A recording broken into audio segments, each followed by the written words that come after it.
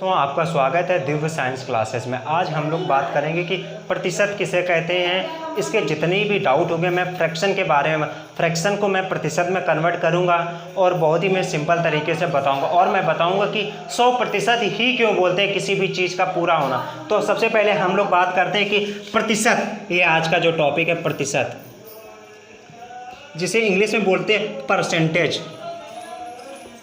Percentage, अगर किसी भी चीज़ का पूरा होना ही उसका 100% कहलाता है, इसीलिए 100 मानते हैं, इसलिए 100 मानते हैं। अगर हम लोग बात करें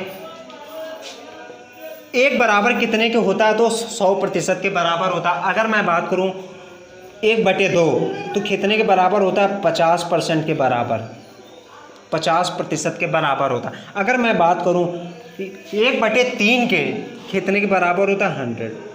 तो अगर मैं इसकी बात करूं तो ये हो जाएगा 33 सही 1/3% के बराबर हो जाएगा। अगर मैं बात करूं 1/4 की तो ये हो जाएगा 25% के बराबर। अगर मैं बात करूं 1/5 की तो ये हो जाएगा 20% के बराबर। अगर मैं बात करूं 1/6 की, ये हो जाएगा 16 सही 2/3% के बराबर। अगर मैं बात करूं 1/7 की, अगर मैं बात करूं 1/7 की तो ये हो जाएगा 14 सही 2/7। ये सबसे इम्पॉर्टेंट है। ये एसएससी के एग्ज़ाम, एमटीएस के एग्ज़ाम, सीएचएसएल, जितने भी एग्ज़ाम, ये मोस्ट इम्पॉर्टेंट है। अगर कहीं ना कहीं मैं बात करूं परसेंटेज टॉपिक से, इसमें आप मोस्ट इम्पॉर्टेंट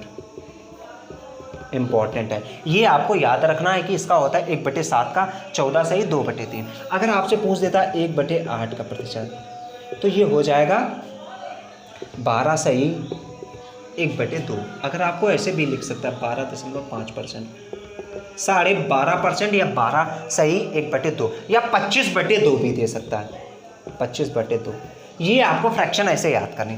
अगर आपसे पूछ दिया जाए 1/9 का परसेंटेज आपको निकालना है, अगर आपसे पूछ दिया जाए इसका आपको कैसे निकालना है 11 सही 1/9%। अगर आपसे पूछ देता है 1/10 का तो आपको कैसे निकालना है तो 10% हो जाता है। ऐसे तरीके से आपको फ्रैक्शन याद करने हैं और ये आपको 20 तक फ्रैक्शन याद करनी है, 20 तक का फ्रैक्शन याद करनी नहीं है, ताकि आप कोई भी सवाल आए तो उस फ्रैक्शन निकालने में ज़्यादा आपका समय ना वेस्ट हो। आप किसी भी कंपटीशन की तैयारी कर रहे हैं तो आप बहुत ही सिंपल तरीके से इन क्वेश्चन को कर सकें। और हम लोग बात करते हैं इन्हीं पे आधारित कुछ क्वेश्चनों पे बात करते हैं।